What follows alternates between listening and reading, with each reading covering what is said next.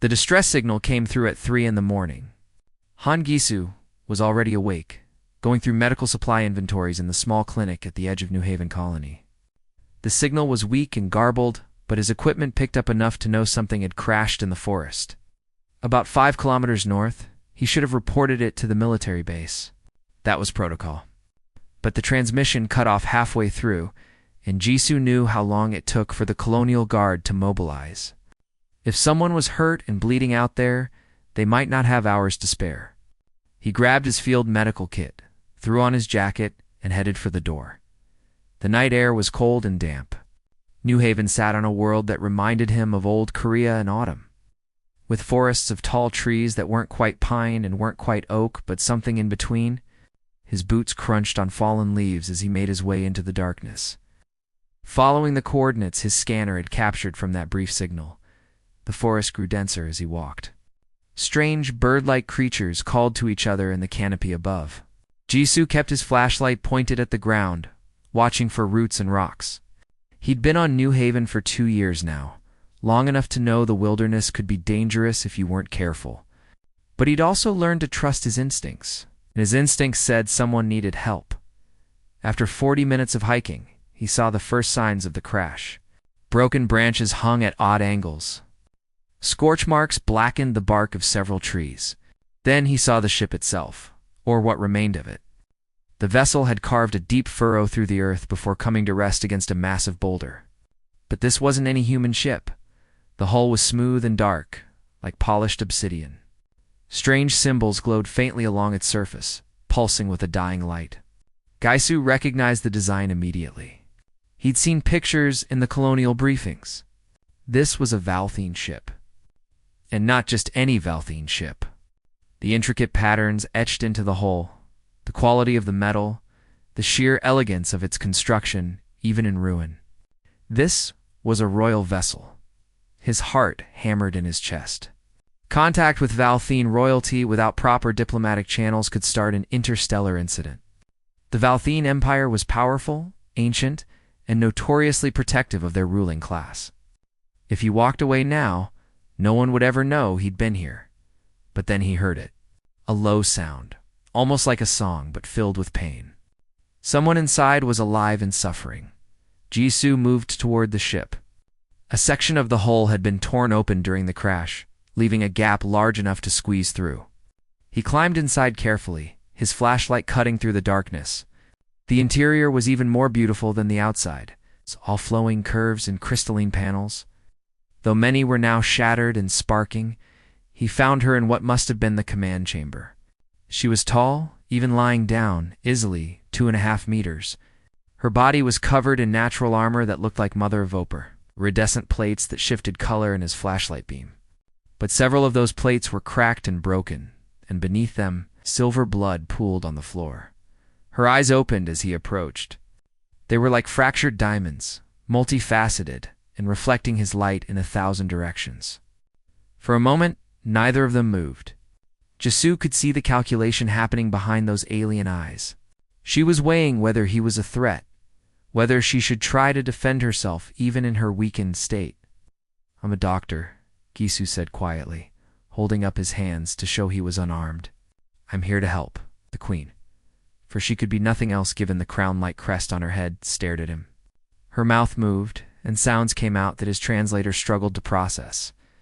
Then she switched to standard galactic common, her voice like wind chimes in a storm. "Human," she said. It wasn't a question. It was an observation tinged with something he couldn't quite identify. Surprise? Concern? Fear? "Yes," Jisoo replied. "And you're badly injured. Please let me examine your wounds." For a long moment, she didn't respond. Then slowly, she gave a slight nod. Gaisu moved closer, setting down his medical kit and pulling out a scanner. The readings were strange, nothing like human physiology, but he could identify the basics. Major laceration, possible internal bleeding, severe trauma to what might be equivalent to a liver or spleen. He worked quickly, pulling out supplies. "This is going to hurt," he warned. "I have painkillers, but I don't know if they'll work on your biology. I can try a small dose first." The queen watched as he prepared a syringe, When he injected a minimal amount into a less injured area, she tensed, but didn't pull away. They waited. After a minute, her breathing seemed to ease slightly. "It works," she said, her voice softer now. "Proceed." Gisu administered a larger dose and then began the real work. He cleaned the wound with antiseptic, his hands steady, despite the surreal situation. He was treating an alien queen in a crashed spaceship in the middle of a forest on a frontier world. If he'd told his professors back on Earth, this would be his life, they would have laughed. The queen's blood was strange, more like liquid mercury than anything organic, but it clotted when he applied the right pressure. He used synthetic tissue scaffolds designed for emergency field treatment, hoping they would work. The material bonded to her alien flesh, and slowly the bleeding stopped. Hours passed. Gaisu's back ached from bending over his patient, and his hands were stained silver from her blood. But finally, he sat back and examined his work. It wasn't perfect, but it would keep her alive until proper help could arrive. "Why?" the queen asked suddenly. Her voice was stronger now, less strained. "Why? What?" Gisu replied, packing up his supplies. "Why did you help me? Your kind has no love for mine. We have kept you at arm's length for decades. We have blocked your expansion, frustrated your diplomats, treated you as barely worthy of acknowledgement." She paused. "You could have let me die. No one would have known." Gaisu looked at her, really looked at her, seeing past the alien features to the living being beneath. "I'm a doctor," he said simply. "I took an oath to preserve life. All life. It doesn't matter what species you are or how your people treat mine. You were dying, and I could help. That's enough." The queen's eyes widened slightly, those fractured diamond pupils dilating in what might have been surprise. She opened her mouth, as if to speak, then closed it again. Finally, she simply said, "I see." Jisoo stood up, his knees creaking. "We need to get you somewhere safer. Can you move?" The queen tested her limbs carefully. "With assistance, perhaps." "Then let's go. It'll be dawn soon, and I have a shelter nearby." He extended his hand to her. That universal gesture of help that apparently transcended species. After a moment's hesitation, the queen reached out and took it. Dawn broke slowly over the forest, painting the sky in shades of purple and orange. Gaisu had managed to help the queen to a small clearing about 1/2 kilometer from the crash site. It had taken nearly an hour, with her leaning heavily on his shoulder, her weight surprising him with how light she was, despite her size. Her bones must be hollow, or filled with something less dense than human bone. He'd set up a basic shelter using a thermal tarp from his kit and branches from the surrounding trees. It wasn't much, but it would keep them hidden from aerial surveillance and protected from the elements. The queen sat inside now, propped against a smooth rock, watching him as he built a fire. "You should not be doing this," she said. Her voice was clearer now, more controlled. The painkillers and treatment had given her back some strength. "If my people discover a human alone with me in such conditions, they will assume the worst." Gisu struck his fire starter and blew gently on the kindling until flames caught. "Then let's hope they don't find us until you're well enough to tell them the truth." He glanced at her. "Can you contact them? Your ship must have emergency beacons." "Damaged in the crash," the queen replied. "And even if they were functional, I would not activate them." That made Jisoo pause. He sat back on his heels and looked at her properly. "Why not?" The queen was silent for a long moment, her fractured eyes reflecting the dancing flames. "Because I do not know who attacked my ship. The assault came from vessels that should not have been in this sector. Either I have enemies within my own empire, or there are forces at work that concern me greatly." She tilted her head.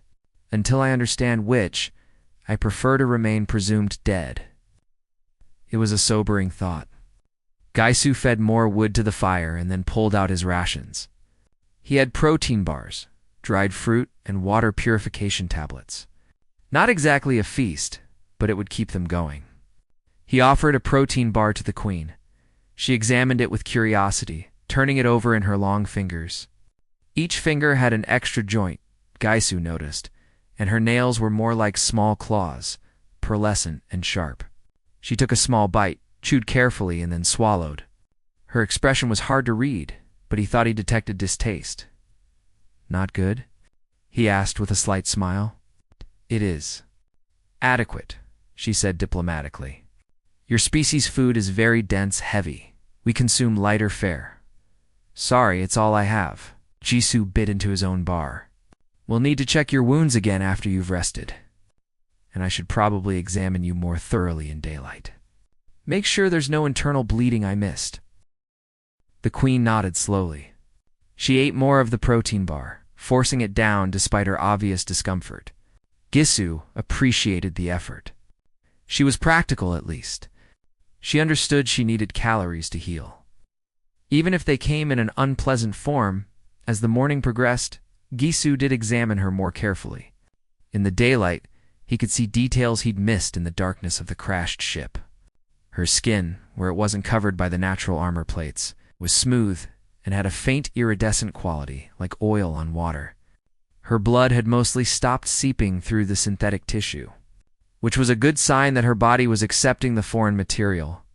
When he touched a particular spot on her side, checking for broken ribs, or their equivalent, she flinched sharply and made a sound like breaking glass.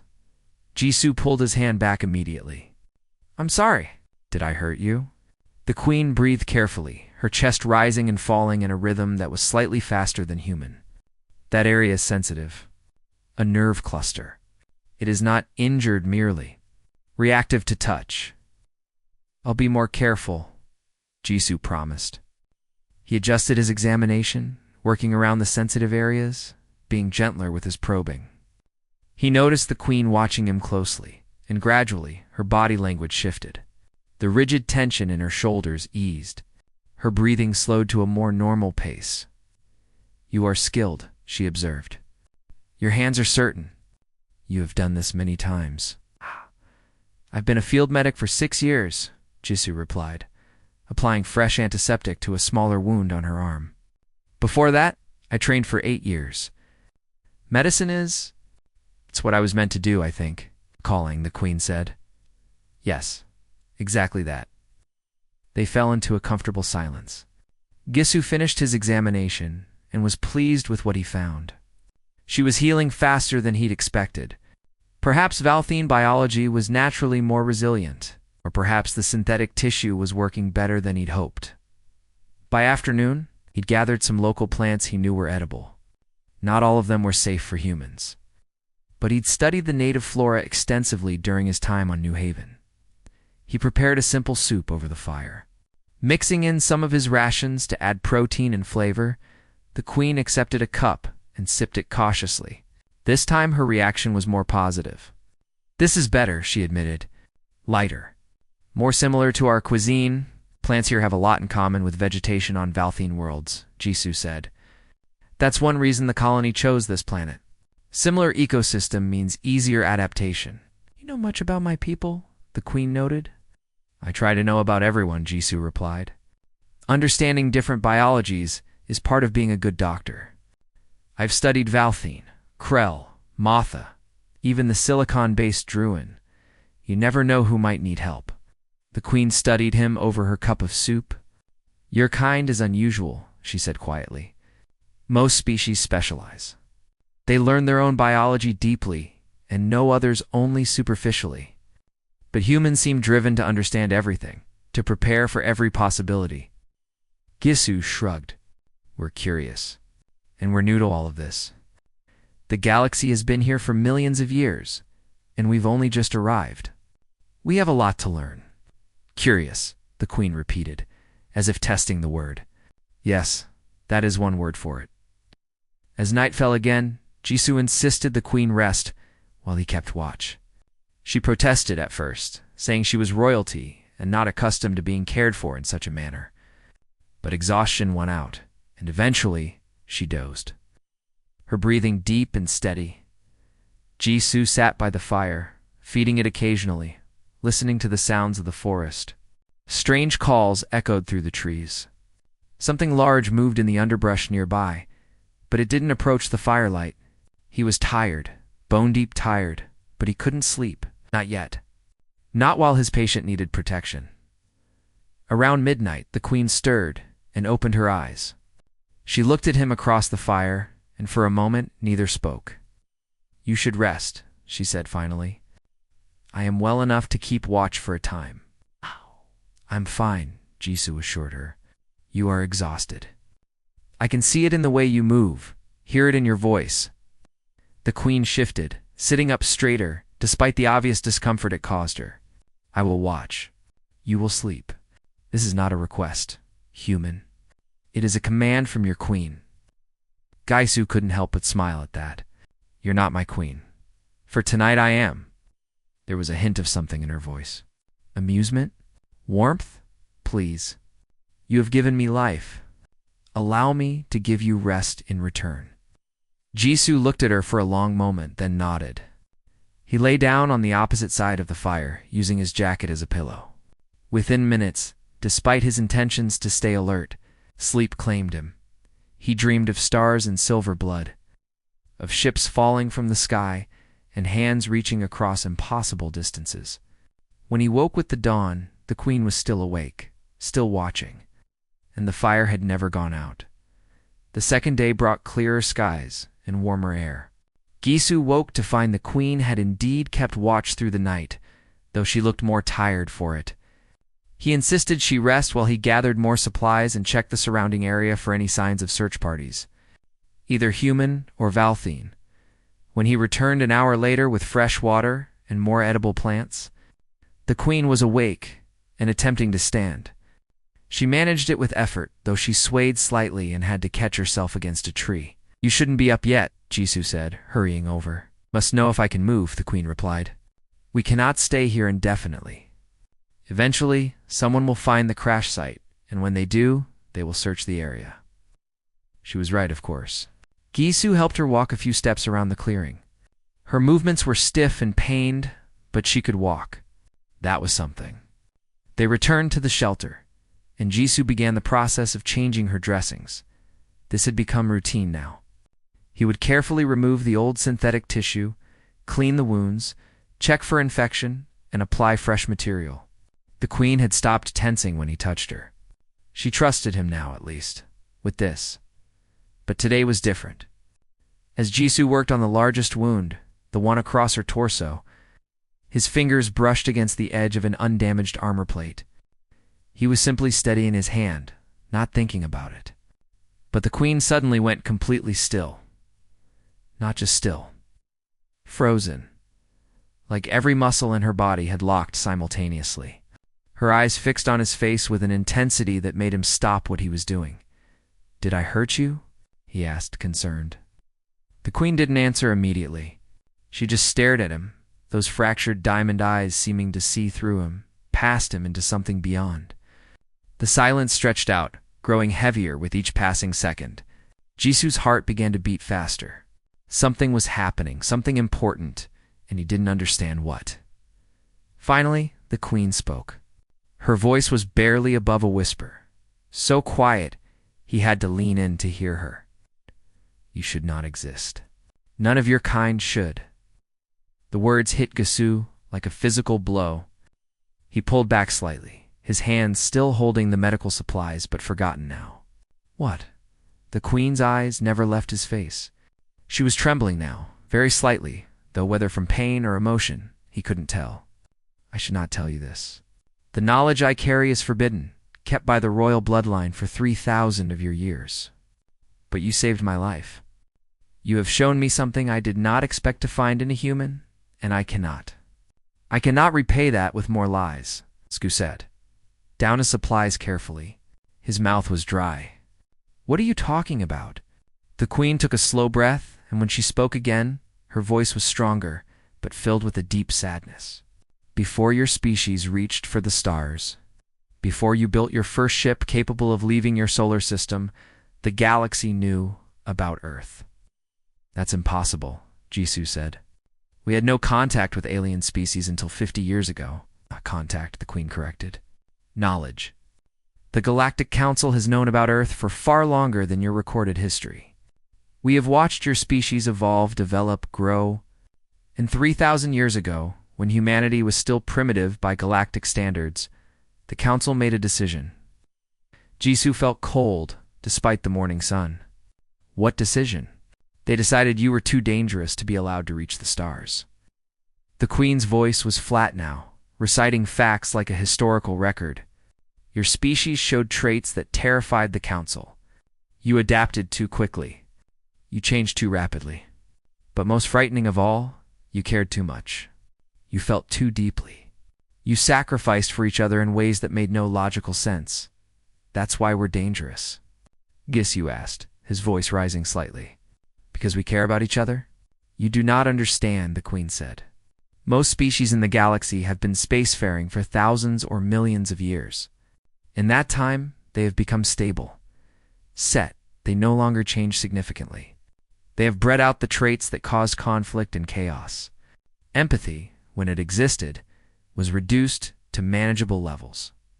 Adaptability was replaced with specialization. The galaxy became ordered. She paused, her eyes distant. And then the council looked at humanity and saw everything they had left behind. They saw a species that would never stop changing, never stop adapting, and never stop caring enough to sacrifice everything for others. They saw chaos. They saw unpredictability. They saw danger. So what did they do? Jisoo asked, though part of him already knew the answer. They sent a sterilization fleet to Earth. The words fell like stones. The plan was simple. Eliminate humanity before you could leave your world. Make it look natural, perhaps a meteor strike or a plague. The galaxy would never know what had been lost. Jisoo couldn't speak. His mind was reeling, trying to process what he was hearing. A fleet sent to exterminate his entire species 3,000 years ago. But they were still here, which meant, what happened? He managed to ask. The Queen met his eyes. My ancestor happened. A junior officer in the Valthene Armada? She was assigned to the fleet, expected to follow orders without question. But when she saw Earth, when she observed your species, she could not do it. She sabotaged the mission, destroyed key ships, forced the fleet to abort and return home. Why? Jisoo breathed. Because she was Valthene, the Queen said simply. And the Valthene, for all our cold exteriors and rigid protocols, remember what it was to feel deeply. It is buried under millennia of conditioning, but it is not gone. When my ancestor watched humans caring for their sick, protecting their weak, creating art for no practical reason except beauty, she could not extinguish that light. The Queen shifted, and Jisoo saw something that shocked him. Her eyes were wet. Not with tears exactly, the liquid was too thick, more like liquid silver, but the emotion was unmistakable. The incident was buried, she continued. My ancestor was executed quietly, though her family was allowed to keep their status. And the Valthene royal line was given a task. We would watch humanity. We would ensure no other attempt was made to eliminate you.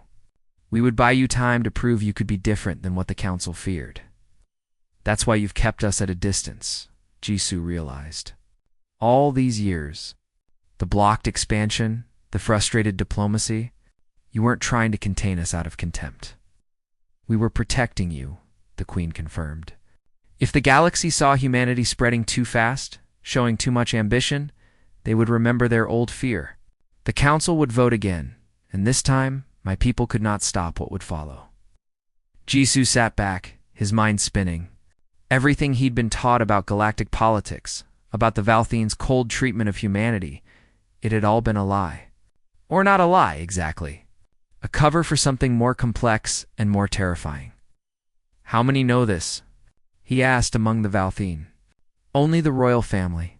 Perhaps a handful of our oldest advisors. Among the other species, none, as far as we know. The council members who made the original decision are long dead. And their successors believe humanity simply went undiscovered until your own ships ventured out. But you're telling me? Jisoo looked at her. Why? The Queen was quiet for a long moment. When she spoke, her voice was soft. Because you showed me that my ancestor was right. When you found me dying in that ship, you could have left. You could have reported the crash and let others deal with it. You could have protected yourself from the political complications. But you didn't. You risked everything to save a life, even an alien life, even the life of someone whose people have treated yours poorly. She reached out and touched his hand where it rested on his knee. Her fingers were cool and smooth. You've proved that humanity can be trusted with the truth. Because you are what my ancestors saw 3,000 years ago, you are what we have been protecting. Gisu looked down at her hand on his. His mind was still racing, but one thought rose above the others. What happens now? What do I do with this knowledge? The Queen's grip tightened slightly. That is what I do not know. If you share this widely, it could trigger the very response we have tried to prevent. Humanity might react with fear, might push outward aggressively, proving the Council's fears correct. Or the Council might discover we have been deceiving them and move against both our species. But if I stay silent, then nothing changes, the Queen finished. Humanity continues to expand slowly, carefully, and perhaps in time. The galaxy will accept you without ever knowing how close you came to extinction. Gisu looked up at the sky, visible through gaps in the trees. Somewhere up there, civilizations that had existed for millions of years looked at humanity and saw a threat. Not because humans were violent or cruel, but because they cared too much, adapted too quickly, changed too readily. It was almost funny in a dark way. Humanity's greatest strength was what nearly destroyed them before they even had a chance. I need time to think, Gisu said finally. Us. Of course, the Queen replied. She withdrew her hand. I have burdened you with knowledge that was never meant to be yours. Take what time you need. But even as she said it, they both knew time was running out. Gisu spent the rest of the day in relative silence. He continued to care for the Queen's wounds mechanically, his hands performing the familiar motions while his mind wrestled with impossible questions. The Queen seemed to understand his need for quiet and didn't push conversation. She simply accepted his ministrations and watched him with those fractured diamond eyes. As evening approached and he prepared their meager meal, Gisu finally spoke. Tell me more. About the Council. About what they're afraid of. The Queen settled into a more comfortable position, her healing wounds clearly bothering her less than they had yesterday. The Galactic Council is old, Doctor. Older than you can imagine. The youngest member species achieved spaceflight 40,000 years ago. The oldest, nearly 2 million years before that. 2 million years, Gisu repeated, trying to wrap his mind around such a span of time. Yes, and in all that time, they have seen species rise and fall. They have watched civilizations tear themselves apart through war, through resource depletion, through 1,000 different mistakes. The Queen accepted the cup of soup Gisu offered. So they created rules, guidelines for how species should develop, how fast they should expand. What traits were beneficial and which were dangerous? Dangerous like empathy, Gisu said, unable to keep the bitterness from his voice. Dangerous like unchecked empathy, the Queen corrected gently. You must understand, Doctor, empathy is not absent in the galaxy, but it has been refined, controlled. Most species feel concern for their own kind, loyalty to their communities.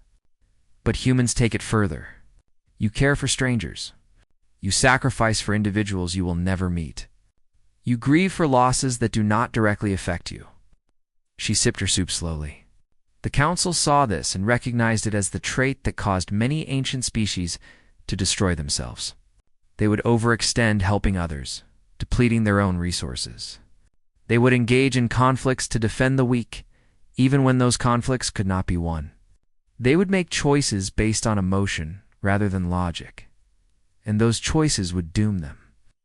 But we haven't destroyed ourselves, Gisu argued. We're still here. Still growing, you are, the Queen acknowledged. And that is what terrifies them more than anything, because it suggests that perhaps the Council was wrong. Perhaps empathy does not inevitably lead to destruction. Perhaps humanity has found a way to balance caring with survival in a way no other species has achieved. Gisu considered this as he ate his own meal. The implications were staggering. If the Council learns that humanity might succeed where others failed, What would they do? Some would be curious, the Queen said. They would want to study you, learn from you. But others, the majority I fear, would see it as proof that you are even more dangerous than they believed.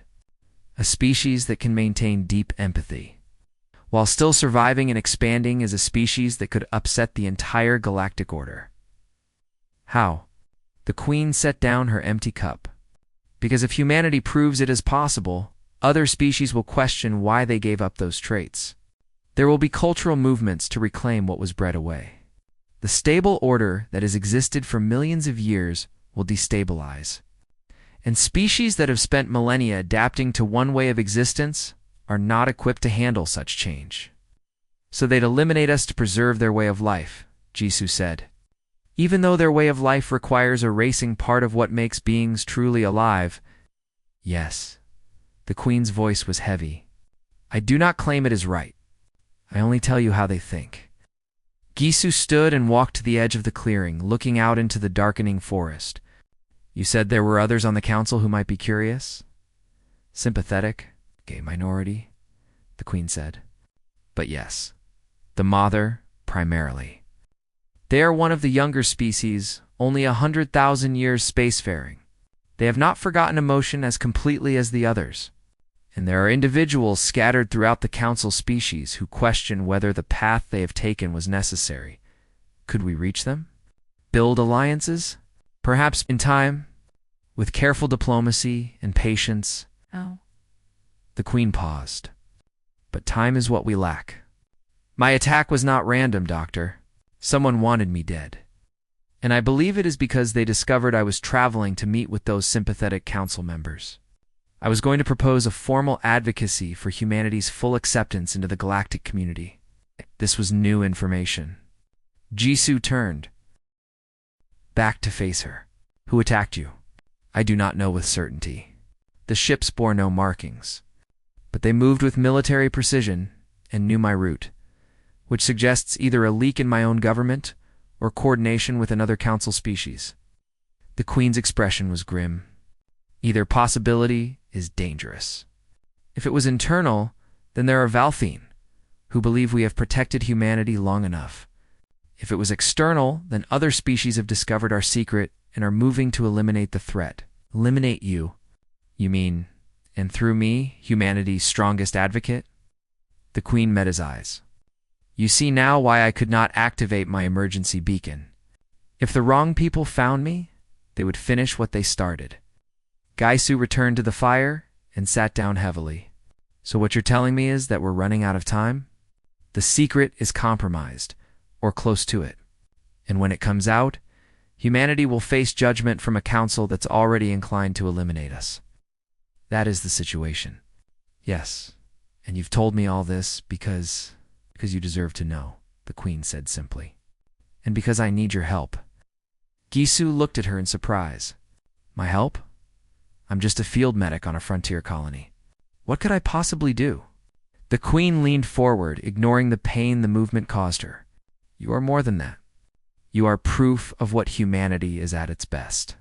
If I can bring you before the council, if they can see what you did, how you acted without hesitation to save an enemy's life, it could change minds.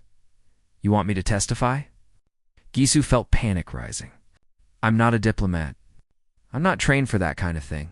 I do not need a diplomat, the Queen said. Diplomats are skilled at words, at crafting arguments, and navigating politics. But the Council has heard arguments for millennia. What they have not seen is a human acting with pure, uncalculated compassion. You did not save me because it was strategic or because you expected reward. You saved me because it was right. There are thousands of humans who would have done the same, Jisoo protested. Exactly, the Queen said. That is precisely the point. If you are common among your species, if this trait is not rare but standard, then humanity is not the threat the Council fears. You are something new and precious that the galaxy needs. Jisoo shook his head. I don't know if I can do this. The pressure, the stakes. What if I say the wrong thing? What if I make it worse?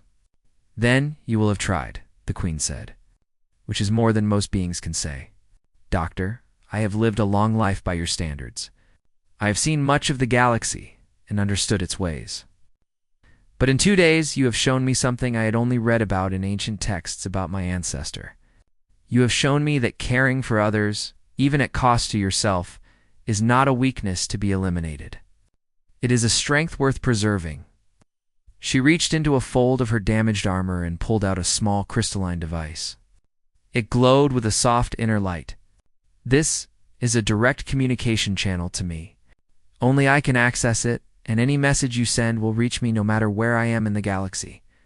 If you decide to help, use it. If you decide you cannot, I will understand, and your secret will die with me. Jisoo took the device carefully. It was warm to the touch and seemed to pulse in rhythm with his heartbeat. And if I do help, what happens to me after? Will I even be allowed to return home? I will do everything in my power to protect you, the Queen promised. But I cannot guarantee your safety. The forces that attacked me may come for you as well. This path I am offering is dangerous, and you have every right to refuse it. Jisoo looked at the crystal in his hand, then at the Queen, then up at the stars, beginning to appear in the darkening sky. Somewhere up there, ancient beings were making decisions about humanity's future. Decisions based on fear and incomplete information.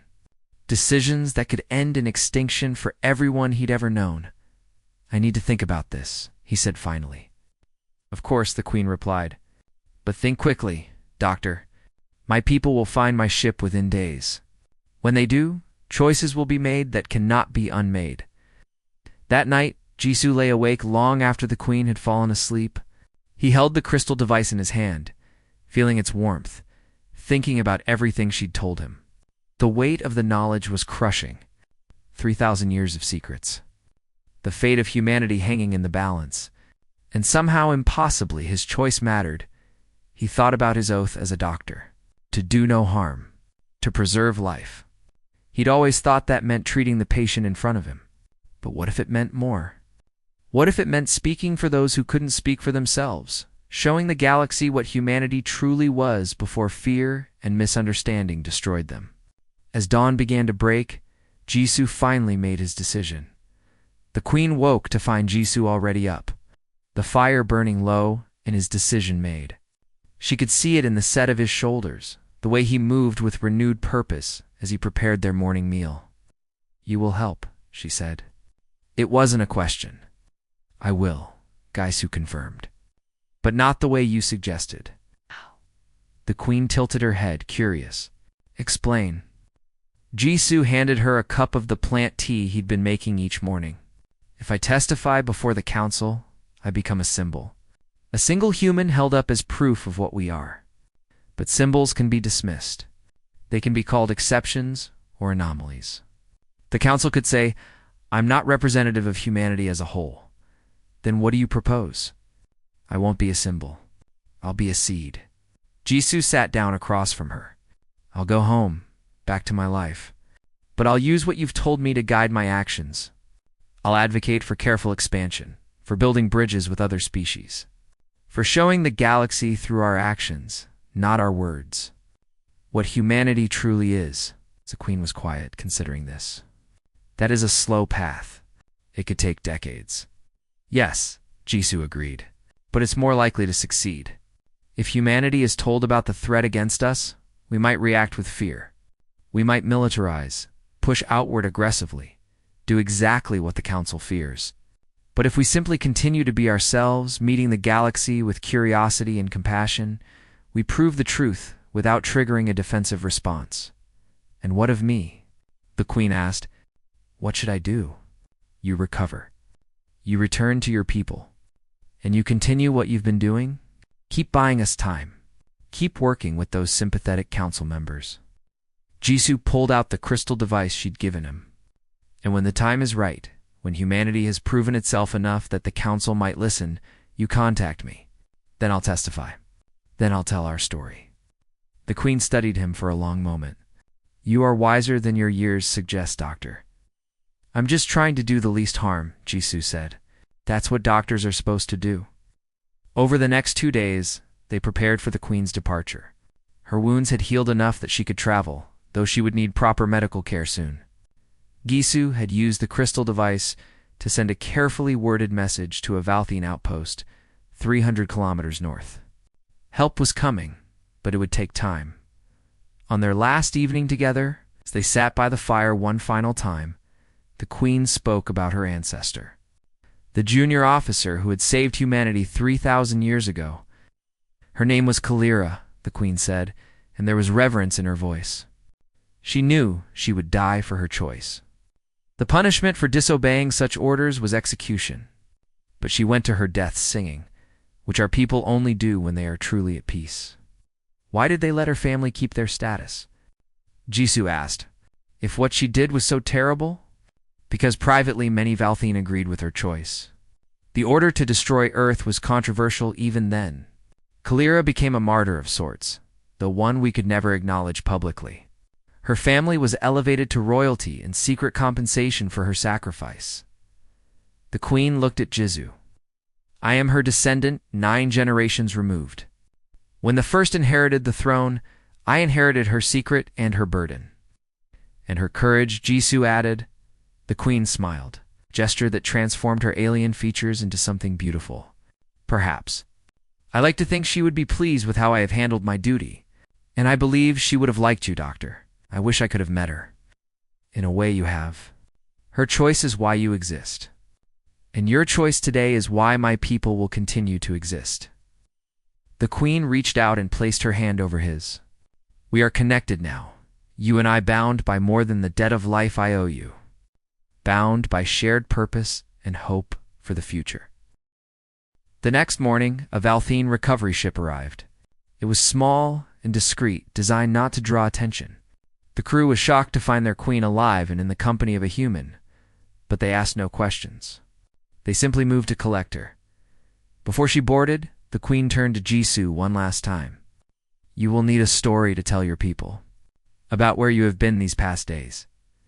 I got lost in the woods, Jisoo said with a slight smile. It happens. The wilderness here is dangerous for the unprepared. By the time I found my way back, days had passed. It's embarrassing, but believable.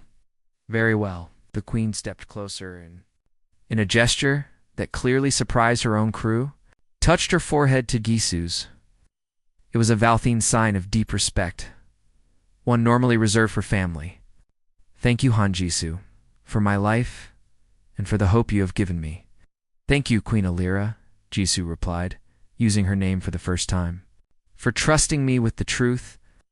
Then she was gone, boarding the ship that would take her back to her empire, her duties, and her secret war to protect humanity.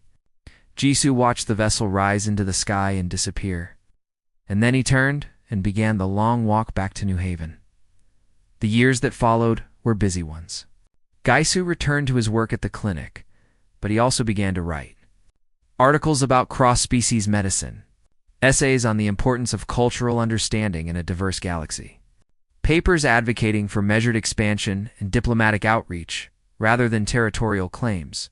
His words found an audience. Not a large one at first, but influential. Scientists and diplomats began to cite his work. When humanity established new colonies, his principles of coexistence and respect for alien ecosystems were incorporated into the founding charters. When tensions rose with non-human species, his voice was one of those calling for dialogue and compromise. He never told anyone about the Queen or the secret she'd shared. That knowledge remained locked in his heart, guiding his actions, but never explicitly stated. People simply thought he was a thoughtful man who cared deeply about humanity's place in the galaxy. The crystal device stayed hidden in his quarters, and for years it remained silent. But Jisoo felt the Queen's presence through it, knowing she was out there doing her part as he did his. Occasionally, the device would pulse warmly, a sign that she was thinking of him. She was still fighting the good fight. 12 years after their meeting in the forest, Jisoo received his first actual message through the device. It was brief but meaningful. Progress. The Mother have formally proposed reconsideration of isolation protocols for emerging species. Opposition remains strong, but cracks are forming. Continue your work. Jisoo smiled and sent back an equally brief message. Humanity continues to spread, but carefully. We have made alliances with 3 minor species and earned respect from the Krell. Your patience is bearing fruit. Oh, more years passed. Jisoo aged, his hair going gray at the temples, his face gaining lines from long hours and hard work, but his passion never dimmed. He trained younger doctors in his methods, teaching them not just medicine, but philosophy, how to see patients as individuals, regardless of species, how to approach the unknown with curiosity rather than fear. He watched as humanity slowly, carefully built its reputation in the galaxy. There were mistakes, of course, conflicts and misunderstandings, but overall, the trend was positive.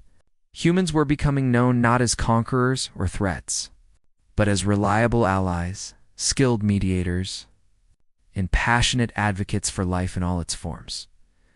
On the 20th anniversary of his meeting with Queen Alira, Jisoo stood at the observation window of Gateway Station, humanity's largest space station and the hub of diplomatic activity for human space. He was 62 now, his body showing the wear of decades of work. But his mind was sharp. The crystal device in his pocket suddenly grew warm, warmer than it had ever been. He pulled it out and saw it glowing brightly. A message was incoming, and it was long. Han Gisu, the time has come. The Galactic Council has agreed to a formal summit regarding humanity's petition for full membership. There are conditions, and there is still opposition, but we have an opportunity. I need you here. I need the Council to hear your story, to understand what happened in that forest 20 years ago. They need to see proof that humanity can be trusted with the full truth. Will you come? Jisoo looked out at the stars, at the ships coming and going from the station, at the evidence of humanity's growth and potential. He thought about that terrified young doctor who had stumbled upon a dying queen in the wilderness and made a choice that changed everything. He activated the device and recorded his response. I'll come. Tell me where and when, and I'll be there. It's time the galaxy understood what we really are. The response came quickly. Thank you, old friend. I am transmitting coordinates now. The summit is in 6 weeks. I will ensure safe passage for you. In Jisoo, I must warn you. What we are about to do is dangerous. There are those who will not want this truth revealed. Your life may be at risk. Jisoo smiled. Queen Alira, 20 years ago, I risked everything to save a life. Now I'll risk everything to save billions of lives. It's what doctors do. It's what humans do. And it's time the Council learned that. He looked down at the station below, at the bustling community of humans and aliens working together, learning from each other, building something new. Whatever happened at the summit, whatever dangers lay ahead, he knew one thing with certainty. Humanity was ready. They had proven themselves not through conquest or dominance, but through compassion and cooperation.